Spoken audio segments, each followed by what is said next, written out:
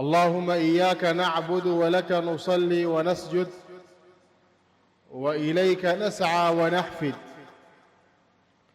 نرجو رحمتك ونخشى عذابك، فقنا عذابك يوم تبعث عبادك.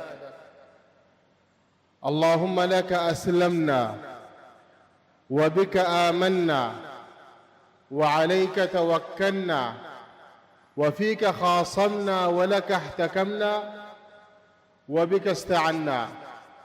اللهم فاغفر لنا ما قدمنا وما أخرنا وما أسررنا وما أعلنا وما أنت أعلم به منا، إنك أنت العليم الخبير.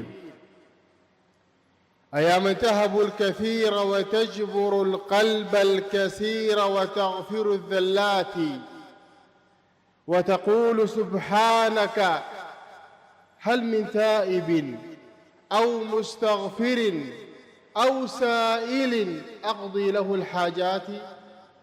رحماك ربنا ما أعظمك، رحماك ربنا ما أجودك، رحماك ربنا فالخلق خلقك والأمر بيدك، إنك على كل شيء قدير.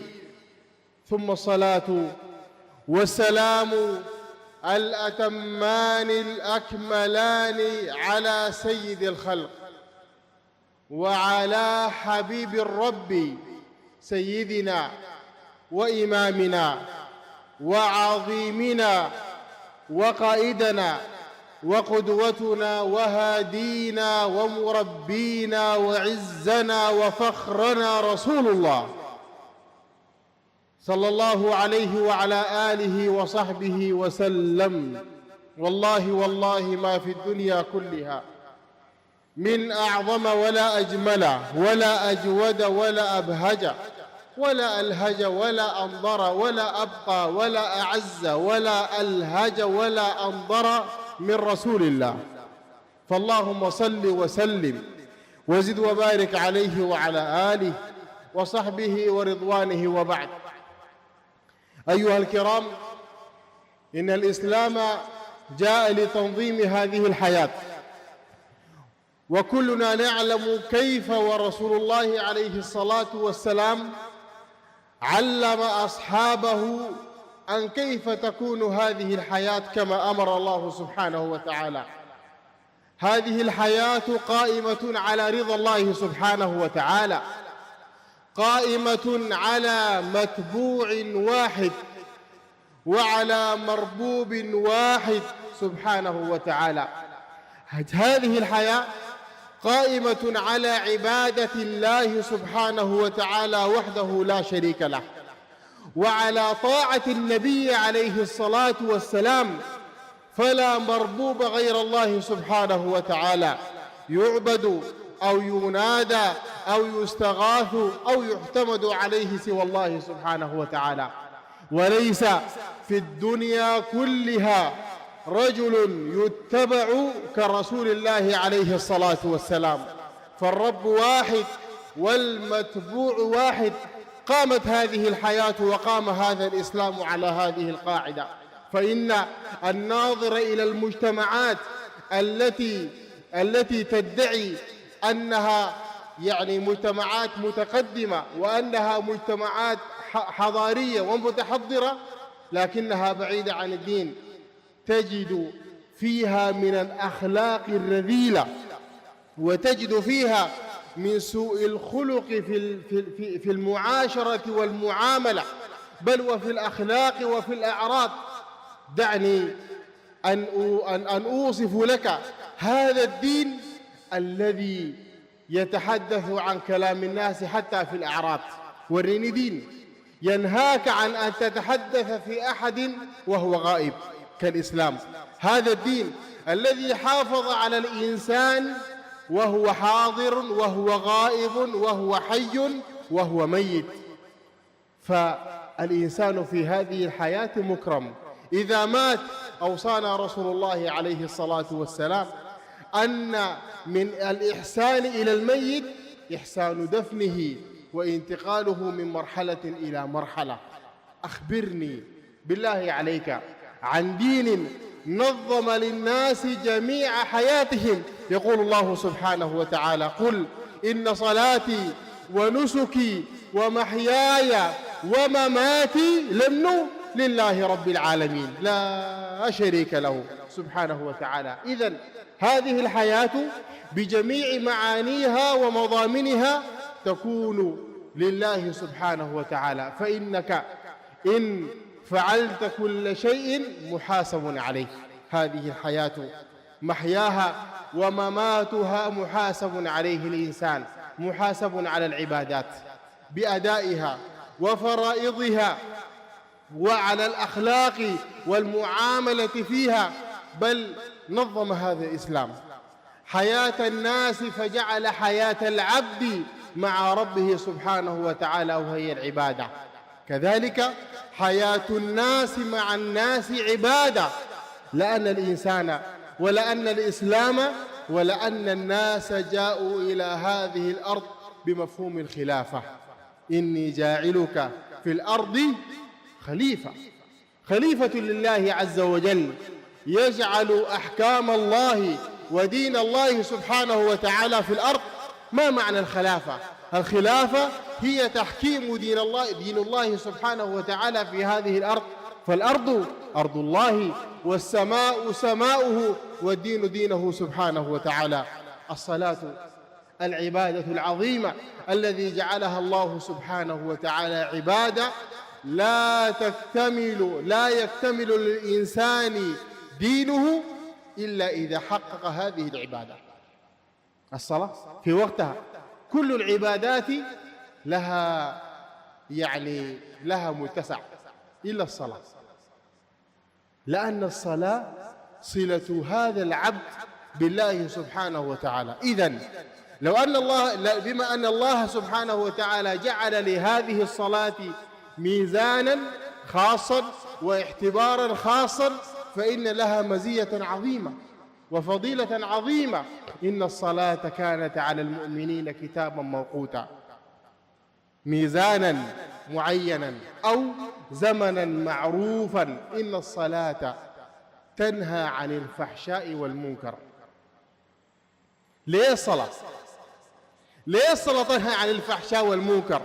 لأن الإنسان سيجد في حياته مجموعة أعمال تسمى بالفحشاء، وسيجد منكرا في خلال يومه، فإنه وإذ لا بد له من أن يقيم الصلاة حق الإقامة حتى ينتهي عن الفحشاء والمنكر الذي ستكون في سائر حياته. ما الزكاة؟ عبادات كثيرة إلا الصلاة خصها الله سبحانه وتعالى بأنها تنهى عن الفحشاء والمنكر. ربنا قال تنهى، ما قال الصلاة تترك الفحشاء والمنكر، لأن الصلاة عبادة وصلة بالله سبحانه وتعالى. الصلاة مجموعة من الأقوال والأفعال المبدوءة بالتكبير والمنتهية بالتسليم، فيها التعظيم والتبجيل لرب العالمين سبحانه وتعالى. الصلاة إقامتها إقامة حقيقية، ما إقامة بتاعت مخارجة، ما إقامة بتاعت تعودنا عليها، لا. إذا أقيمت الصلاة في قلب العبد إقامة حقيقية نهته عن الفحشاء والمنكر. إن الصلاة تنهى، تؤدب الإنسان. هسه الواحد كان صلى صلاة بخشوع، جاء بعد الأذان بوقت مناسب وتوضأ وخش الجامع وقدامه براح وصلى له ركعتين، والركعتين مهلات ومقعدات لمنه لرب العالمين سبحانه وتعالى. صلى الركعتين ديل بهذا الخشوع خرج في الشارع. عليك لو جاءت واحدة في الشارع بعينها أيطلق نظره في الناس؟ جاءت مرة ماشية بعينها، يا أخي أنت طالع من الجامع، أنت يا دوب طالع من الجامع اللي بيخليك تعايل المرة دي تشوفها لابسة توب ولا لابسة عباية، ما مرة في الآخر تعايلها مالك؟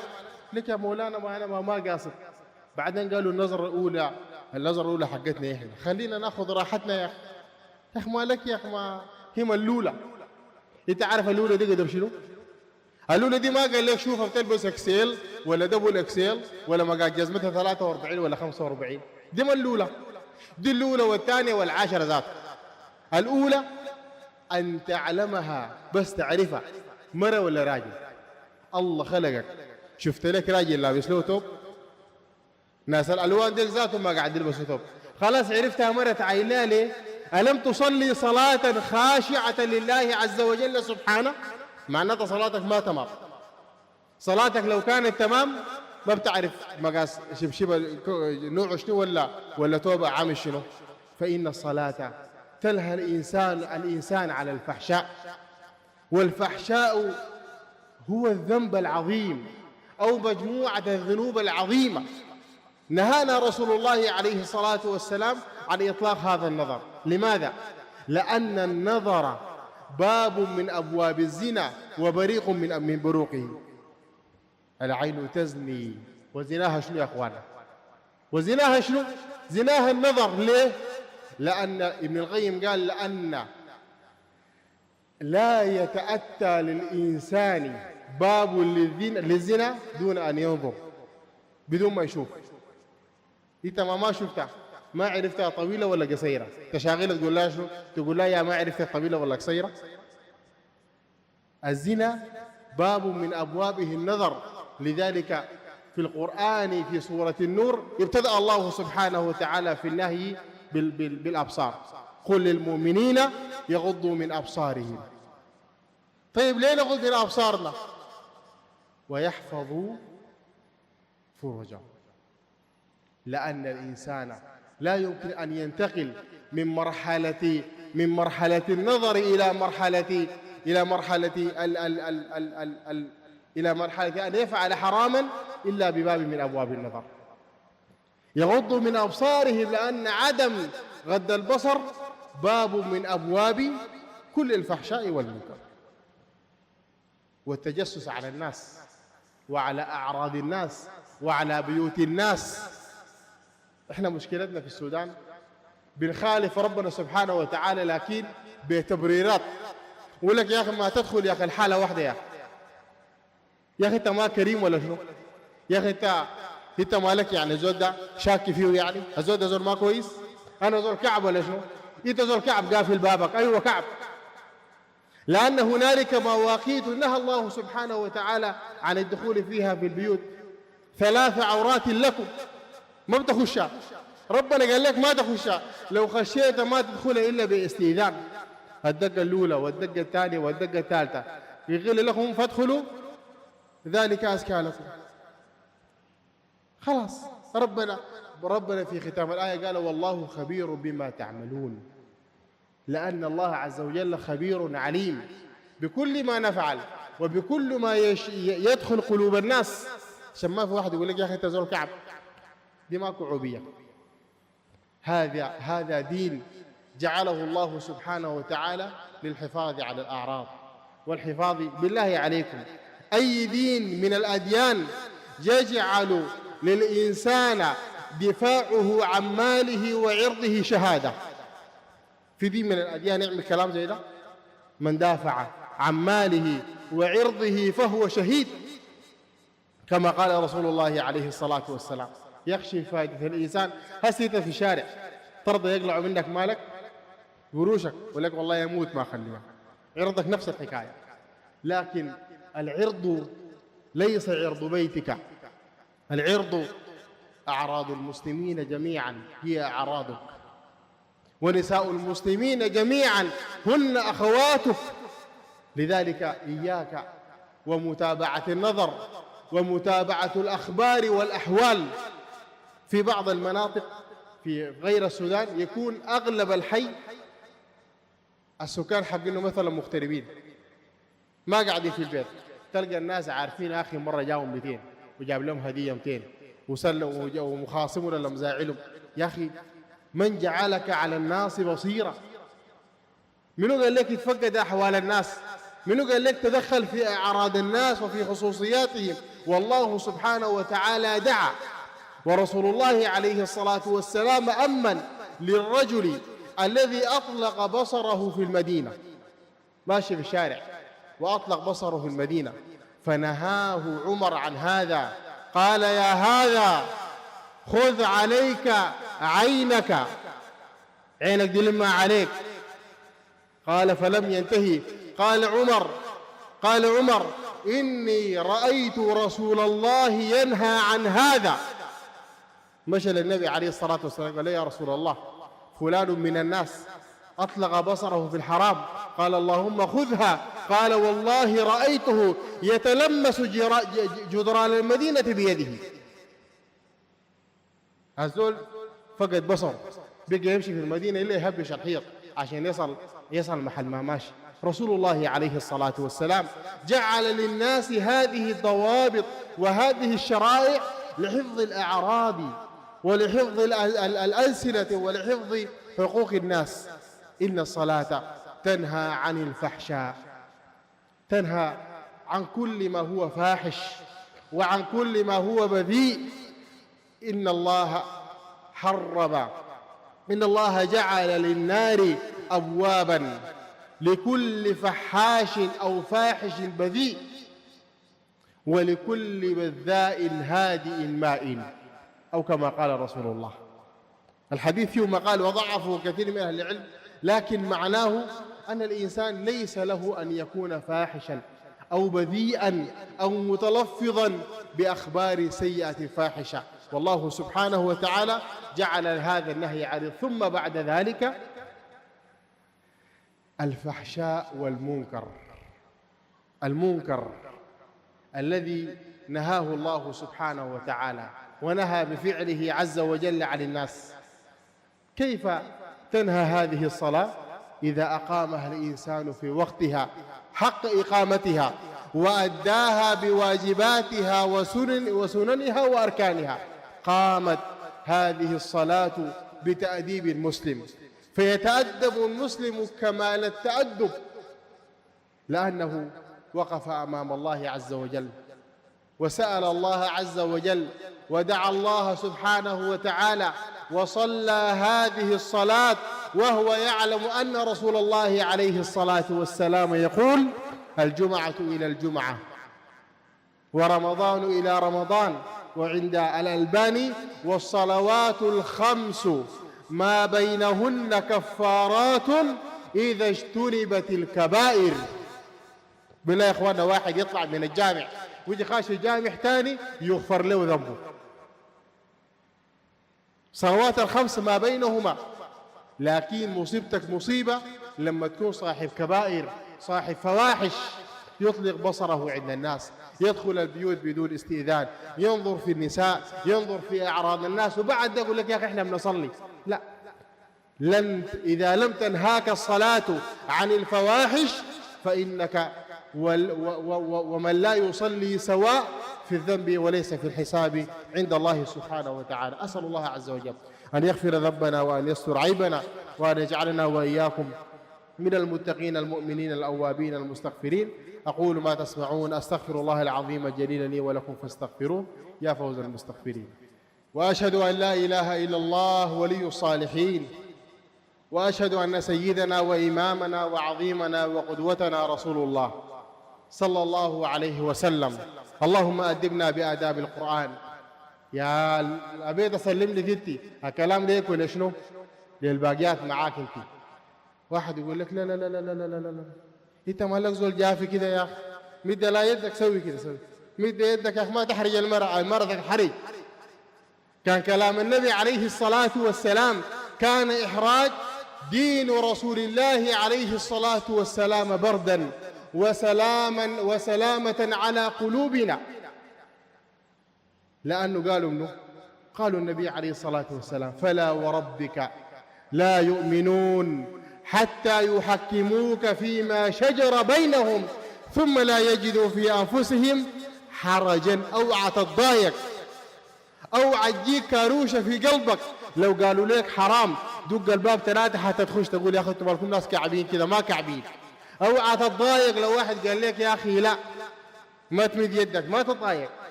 واحد قال لك يا أخي ما تتكلم في الناس، الزول ده زول كويس ما تقطع فيه وما قاعد، ما تقول لي أنت مالك أنا بتكلم فيه. لا، هذا الدين جاء ليحفظ للناس حقوقهم وأعراضهم جميعا، ثم لا يجد في أنفسهم حرجا مما قضيت. بس كفاية؟ ما كفاية. ربنا قال ويسلموا تسليما. واحد كان قالوا له حرام وصر وشه، ده ما سلم تسليما، ما سلم. جوا البلالي ما تمام، الشحم ما تمام، عضه المفروض ما يعضي. قالوا له حرام، حرام، مرتاحين ما عندنا مشكله. حلال ولا حرام، دارين آية ولا حديث دليل، لقيت الدليل بردا وسلاما على قلبك. هذا الدين دين جاء لراحة الناس ولإطمئنان الناس ولحفظ الناس حقوقهم. أختم لكم بقصة كلكم تعرفونها. امرأة كانت بغي من بني إسرائيل. هذه المرأة عرفت بسوءها وعرفت بفاحشتها وعرفت بسوء أعمالها، بغية من البغايا. الواحد فينا لو عاين لها يزدريها ازدراء شديد، يقول لك يا أخي دي ما نافعة، هذول ده ما نافع، بمقاييس الناس هي في النار. قال عنها رسول الله عليه الصلاة والسلام ذهبت لبئر وسماها رسول الله، قال فجاءت وشربت منه، من هذا البئر، ثم وجدت كلبا يلهث، كلب ماله عطشان يلهث، قالت فشربت ثم سقت الكلب فغفر الله لها. لاقاك دين زي ده؟ ها؟ بس سقت لها كلب ربنا غفر لها. لحد هنا كلنا عارفين القصة. انظر معي إلى القصة بعين صحابة رسول الله، اسمعها بأذني قوم جلسوا مع رسول الله. قال لما سقت هذه البقي الكلب عندما غفر الله لها لم تر أحدا جنبها وحوالينا، ما كان في زول. سقي الماء للكلب كانت خالصة لله عز وجل، ما في زول شافها. قالت أفوت أخلي الكلب عطشان الناس يقولوا عن شنو؟ لا، سقت الكلب، وعندما سقت الكلب ما كان في زول شايفها غير ربنا سبحانه وتعالى. لما كان العمل خالصا من أجل الله عز وجل غفر الله لها مع أنها بغية من بغايا بني إسرائيل. أرجو أن عندما نخلو بأنفسنا، والله عز وجل يقول يعلم خائنة الأعين، تبقوا 3 نفر 2 ينشغلوا بقيت براك ما بعنوا لك، تسرق النظر وترجي عينك، دي اسمها خائنة الأعين. ما قاصد حاجة، ربنا قال لك وما تخفي الصدور. القرآن ده ما خلى حاجة ساي، لو قلت خلى حاجة ساي انت كفرت. هذا الدين نظم للناس حياتهم، فإياك أن تظن برب العالمين سوءا. بس لما تبقى براك وما في زول شايفك تذكر رب العالمين سبحانه وتعالى، لأنه ما عصى أحد رب العالمين إلا بجهله به سبحانه وتعالى. ما في إنسان عصى الله عز وجل إلا وهو يجهل علم الله سبحانه وتعالى. أنسيت الرقيب؟ أنسيت العليم؟ أنسيت الحفيظ؟ أنسيت القهار؟ أنسيت العليم؟ أنسيت المنتقم؟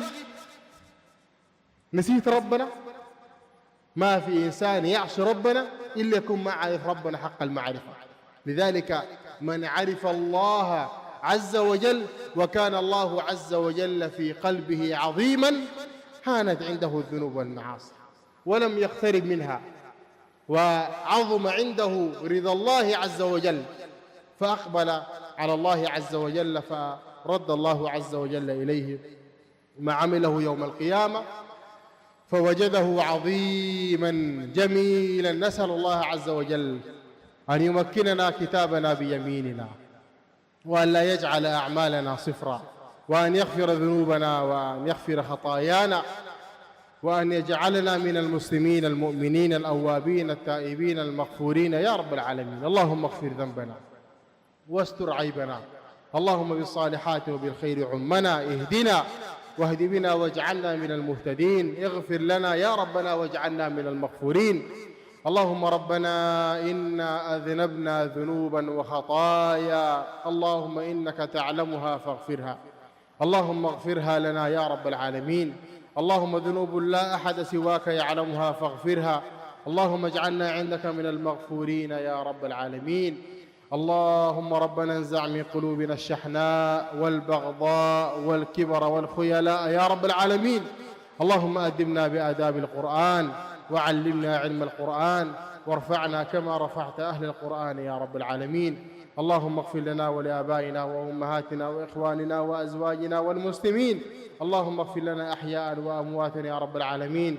اغفر لنا جميعا، اغفر لنا جميعا، اغفر لنا جميعا، اغفر لنا جميعا، إنك أنت الغفور الرحيم، إنك أنت الغفور الرحيم، إنك أنت الغفور الرحيم. اللهم ربنا اقض الدين عن المدينين، واشفنا ومرضانا ومرضى المسلمين، داونا وجرحانا وجرح المسلمين، اهدنا والمسلمين يا رب العالمين، اهدنا لما اختلف فيه يا رب العالمين. اللهم احفظنا من فوقنا ومن تحتنا وعن أيماننا وعن شمائلنا، ونعوذ بعظمتك أن نغتال من تحتنا.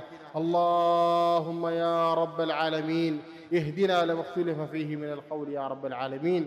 اللهم ربنا انصرنا على من بغى علينا، وانصرنا على من بغى علينا، وانصرنا على المعتدين والغزاة المتجبرين يا رب العالمين.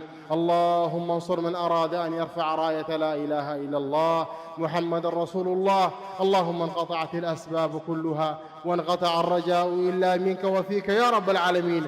اللهم ربنا انصرنا، اللهم ربنا انصرنا، اللهم ربنا انصرنا، اللهم ربنا انصرنا يا رب العالمين على البغاة المتمردين يا رب العالمين. اللهم ربنا لا ترحمهم أحياء ولا أمواتا، اللهم ربنا إنهم لم يرحمونا وأخذوا ما عندنا وتجبروا يا رب العالمين.